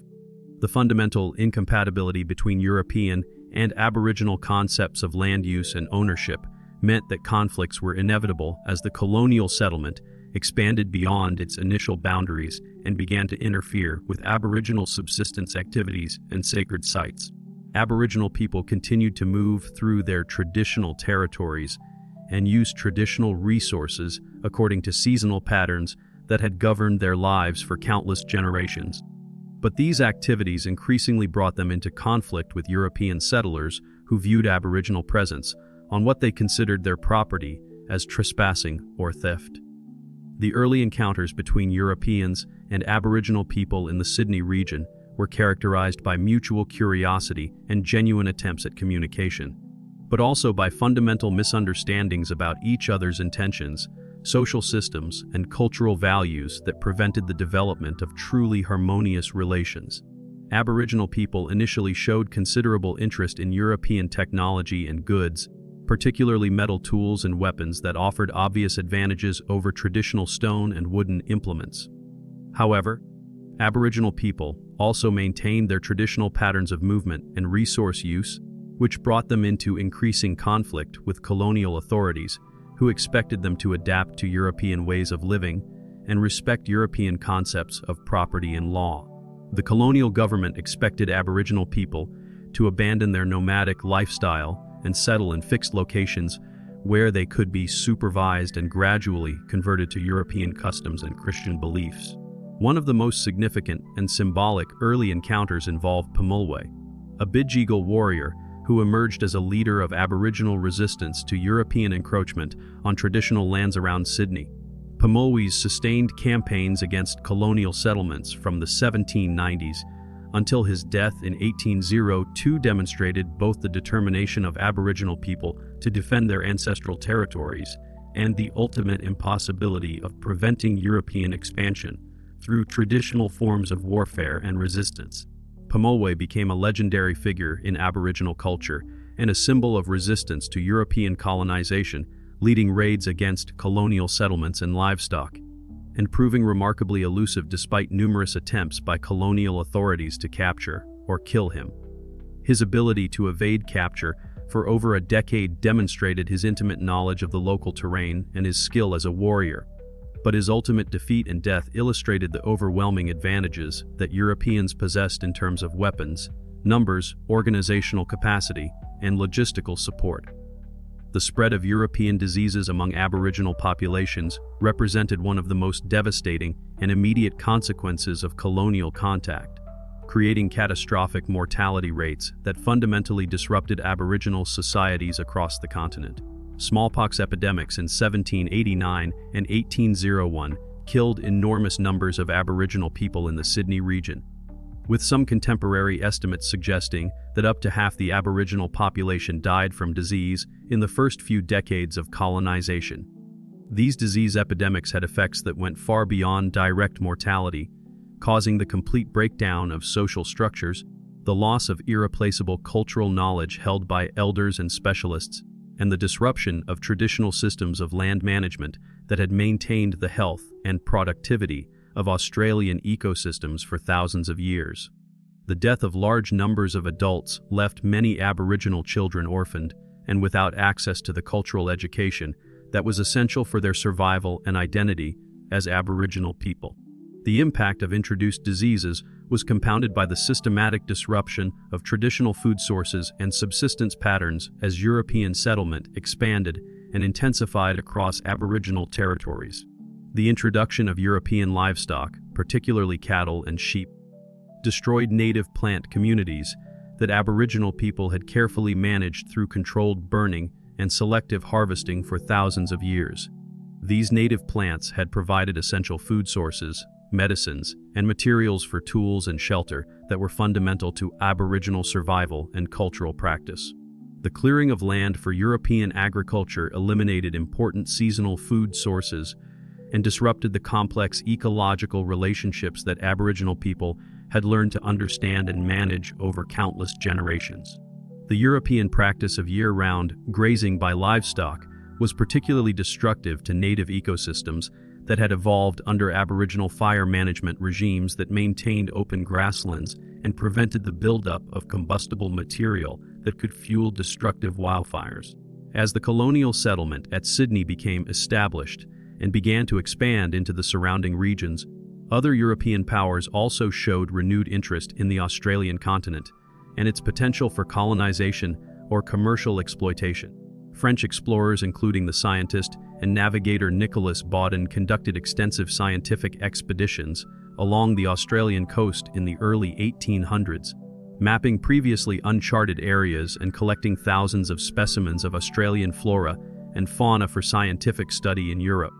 These French expeditions were primarily scientific in nature, reflecting the Enlightenment interest in natural history and geographical exploration, but they also created considerable anxiety among British colonial authorities about potential French territorial claims in Australia.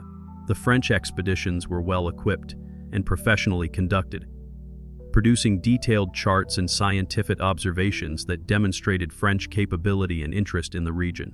British concerns about French intentions led to the establishment of additional British settlements at strategic locations around the Australian coast, partly to accommodate growing numbers of transported convicts, but also to establish clear British territorial claims that would prevent other European powers from establishing competing settlements.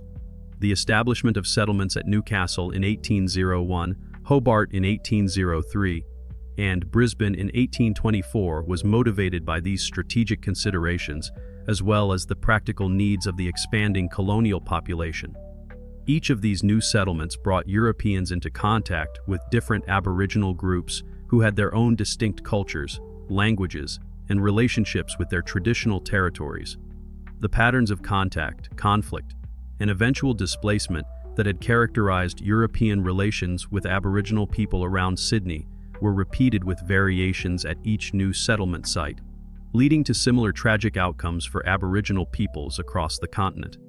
The establishment of settlements at Newcastle, Hobart, and Brisbane brought Europeans into contact with Aboriginal groups, including the Awabakal people of the Hunter Valley, the various Tasmanian Aboriginal groups, and the Jagera and Turrbal peoples of the Brisbane region.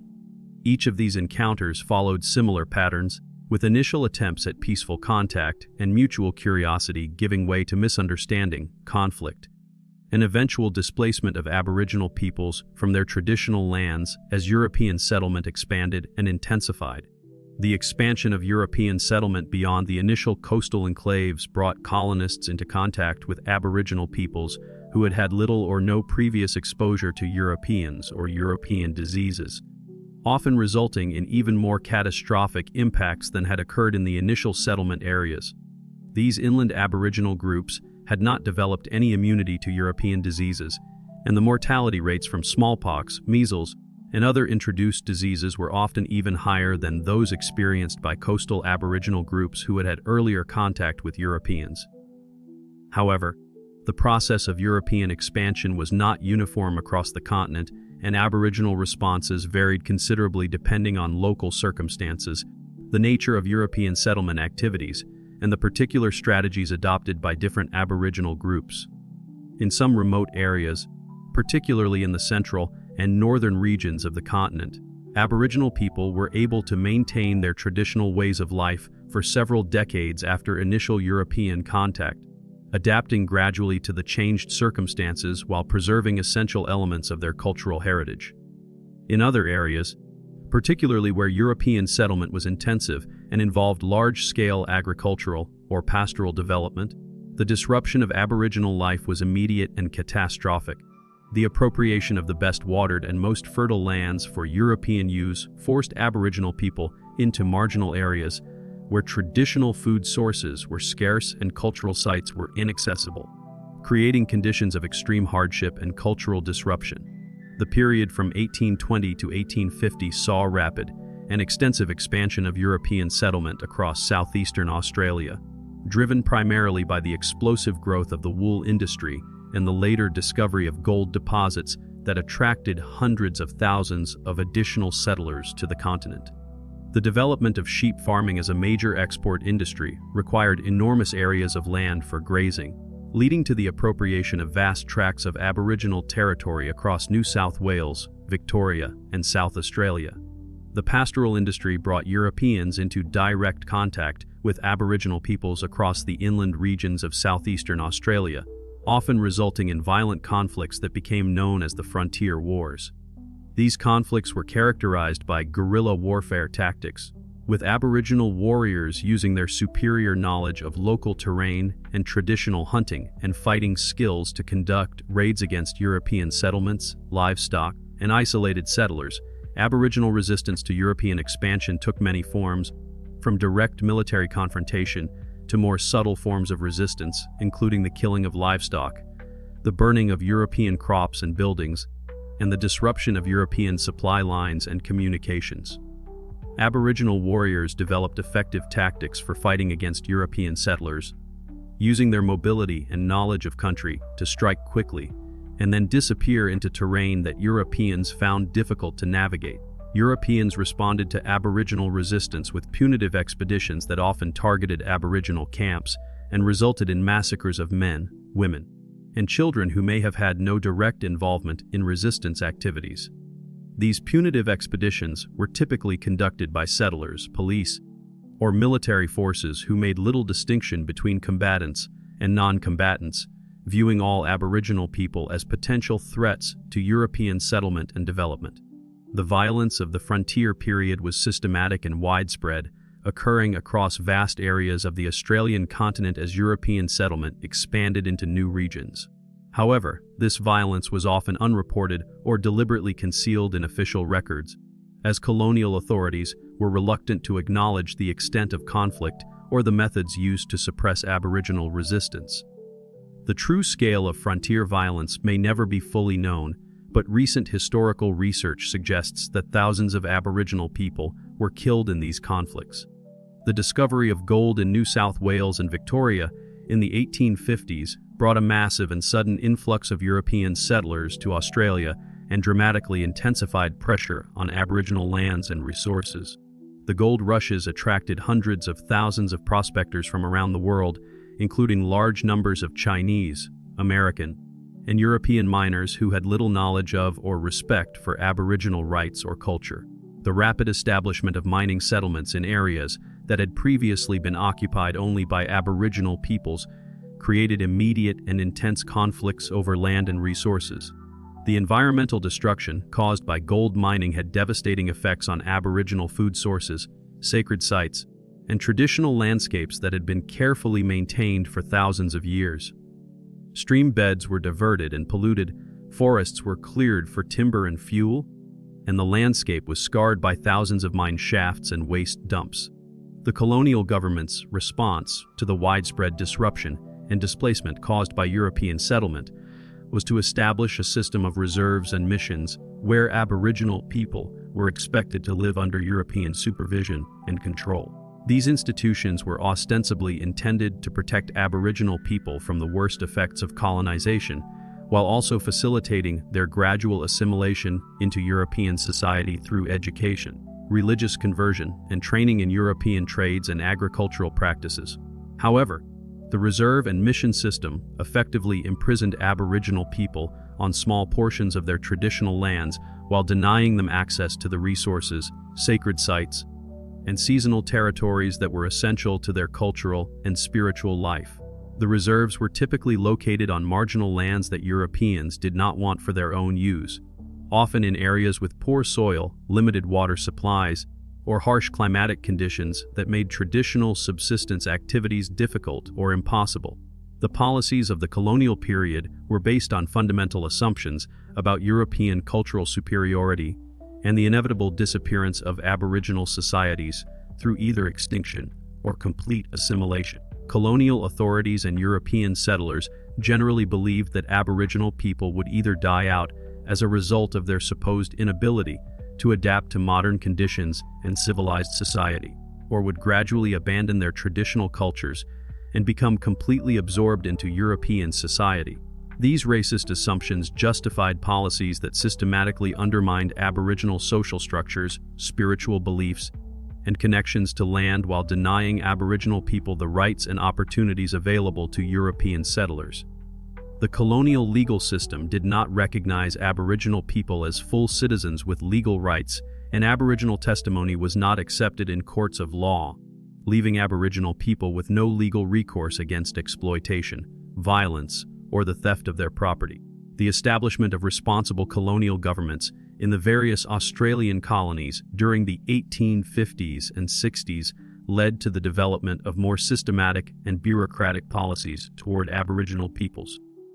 These policies were generally based on the principle of protection, which held that Aboriginal people were like children who were incapable of managing their own affairs, and therefore required European supervision and control for their own welfare and safety.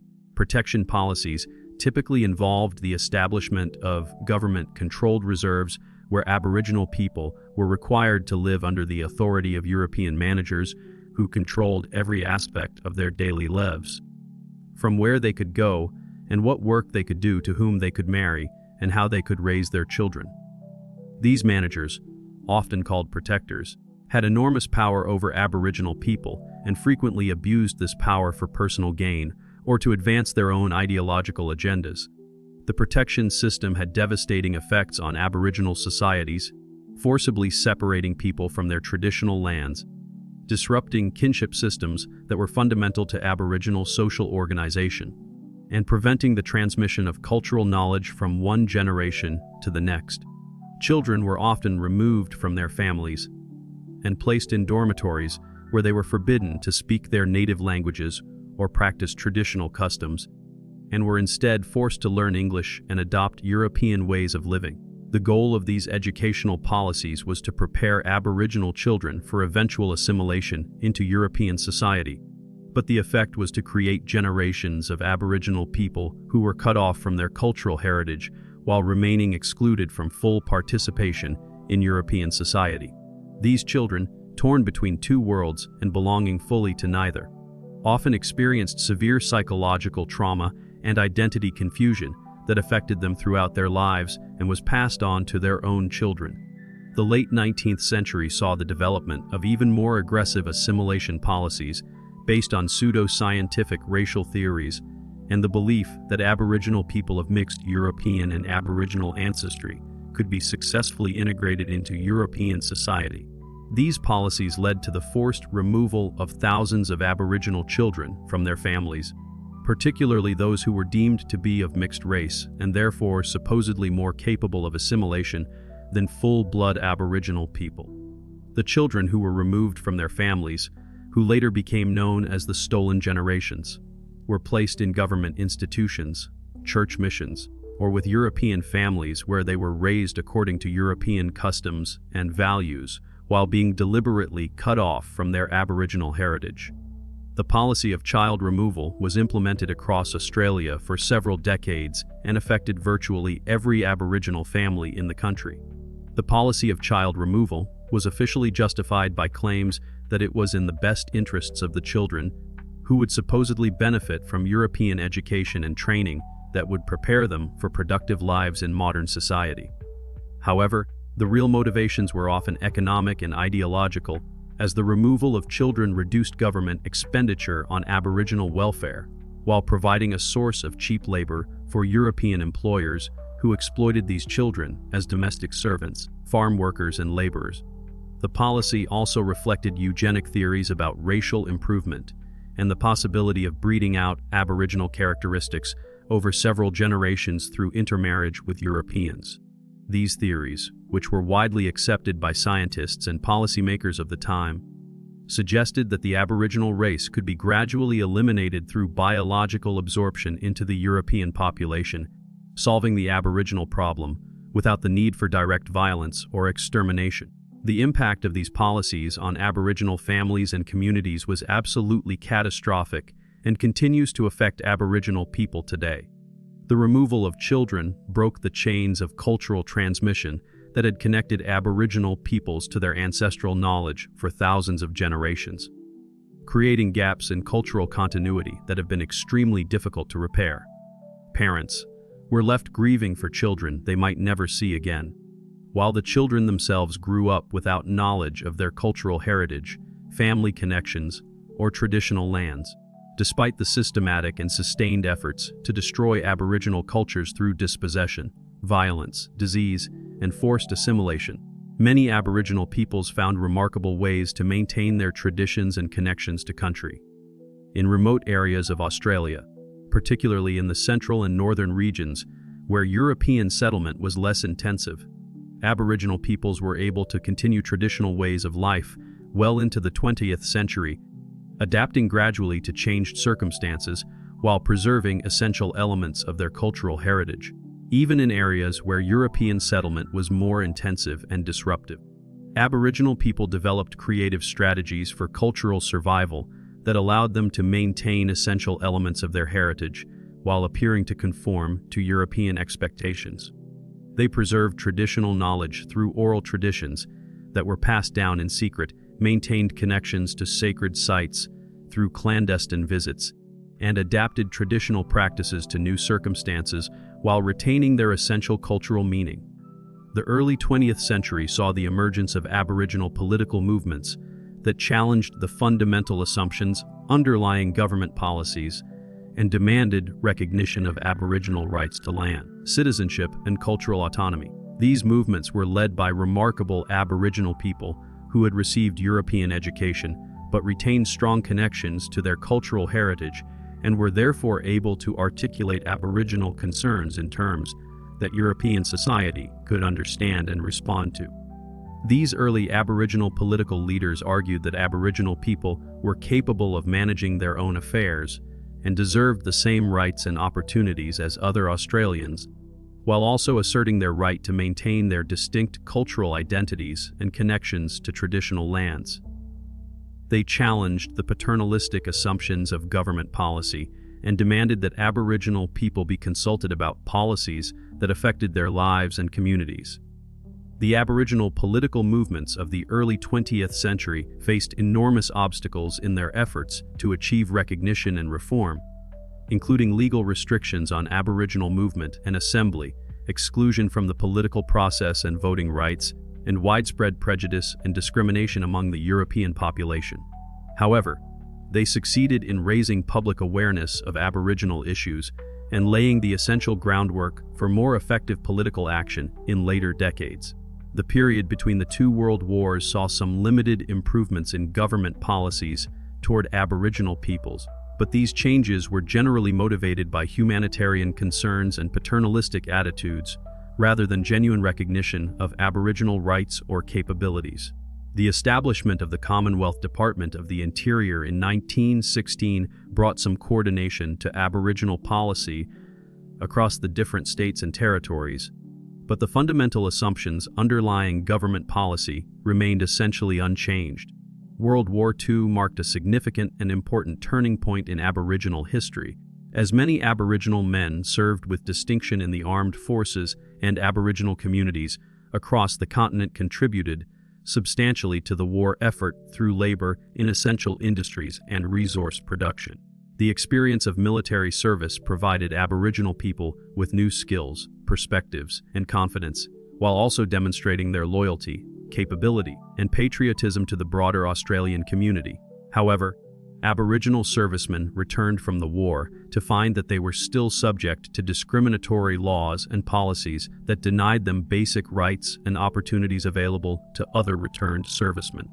This contradiction between their service to the nation and their continued exclusion from full citizenship rights created considerable anger and frustration that contributed to more organized and effective political action in the post-war period. The post-war period saw growing international attention to human rights issues and increasing criticism of Australia's treatment of its Aboriginal population from international organizations and foreign governments. The United Nations Declaration of Human Rights and the development of international law regarding Indigenous peoples created new frameworks for challenging discriminatory policies and demanding recognition of Aboriginal rights that gave Aboriginal political movements additional leverage and legitimacy. The 1950s and 60s witnessed the emergence of a more organized, sophisticated, and effective Aboriginal rights movement that combined traditional forms of protest and resistance with modern political techniques including lobbying, media campaigns, legal challenges, and international advocacy.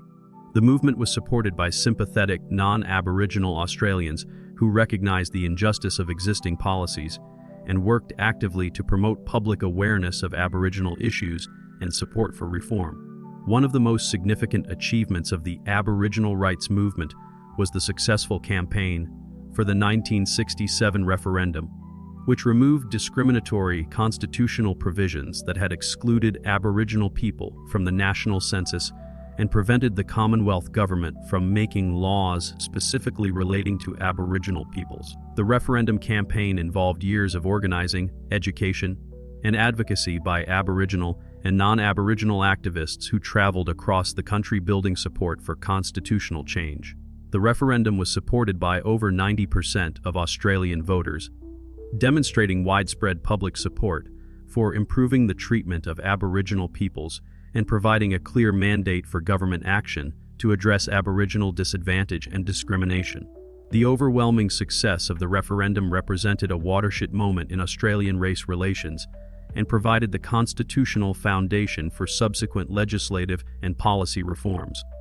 The referendum victory was followed by a series of landmark legal decisions and policy changes that began to recognize Aboriginal rights and address some of the historical injustices of the colonial and post-colonial periods. The Aboriginal Land Rights Act of 1976 recognized Aboriginal ownership of certain areas of land in the Northern Territory, while subsequent legislation extended similar recognition to other parts of Australia, though often with significant limitations and restrictions. The Mabo decision of 1992 represented perhaps the most significant legal breakthrough in Aboriginal rights, overturning the legal doctrine of terra nullius and recognizing that Aboriginal peoples had maintained continuous connection to their lands despite European colonization and the establishment of colonial legal systems. This decision fundamentally changed the legal basis of land ownership in Australia and paved the way for more comprehensive recognition of Aboriginal land rights. The Native Title Act of 1993 established a legal framework for recognizing Aboriginal land rights across Australia. Though the legislation was complex and contained significant limitations that made it difficult for many Aboriginal groups to successfully claim recognition of their traditional ownership. Nevertheless, the Act represented an important step toward acknowledging the injustices of dispossession and providing some mechanism for redress.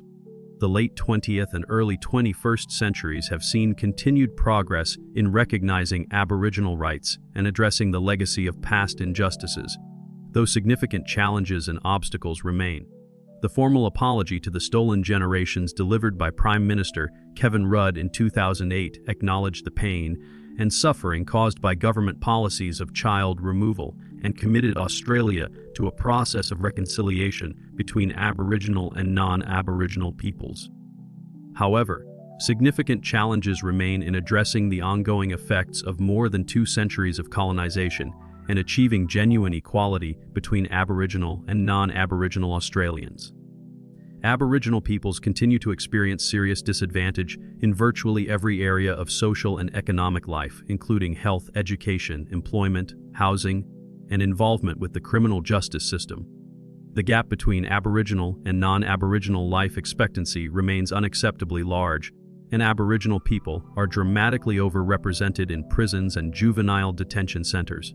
Contemporary Aboriginal communities are working actively to address these challenges while also maintaining and revitalizing their cultural traditions through language programs, cultural education, traditional art and music, and the protection of sacred sites. The development of Aboriginal-controlled organizations in areas including health, education, legal service, and community development has provided Aboriginal peoples with greater control over their own affairs and more culturally appropriate service delivery that respects Aboriginal values and approaches. The recognition of Aboriginal intellectual property rights has become an increasingly important issue as traditional knowledge systems gain recognition for their value in areas including environmental management, sustainable agriculture, medicine, and climate change adaptation. Aboriginal peoples are working to ensure that their traditional knowledge is respected and protected while also exploring ways to share this knowledge for the benefit of all Australians and the global community. The survival and resilience of Aboriginal cultures, despite more than 2 centuries of systematic attempts at destruction, represents one of the most remarkable stories of cultural persistence and adaptation in human history. Aboriginal peoples have maintained essential connections to their ancestral lands, preserved crucial elements of their cultural traditions, and adapted creatively to changing circumstances while retaining their distinct identities as the first peoples of Australia. Today, Aboriginal and Torres Strait Islander peoples represent approximately 3% of Australia's total population, but their influence on Australian culture, politics, and society far exceeds their numbers. Aboriginal art, music, literature, and performance have gained international recognition and have contributed significantly to the development of a distinctly Australian cultural identity that acknowledges the continent's ancient heritage. The ongoing process of reconciliation between Aboriginal and non-Aboriginal Australians involves acknowledgement of past injustices, recognition of Aboriginal rights and contributions to Australian society, and commitment to working together to build a more equitable and inclusive society that honors the heritage and aspirations of all Australians. This process requires all Australians to engage honestly with the complex and often painful history of European colonization and its ongoing effects, while also recognizing and celebrating the strength, resilience, and continuing vitality of Aboriginal cultures.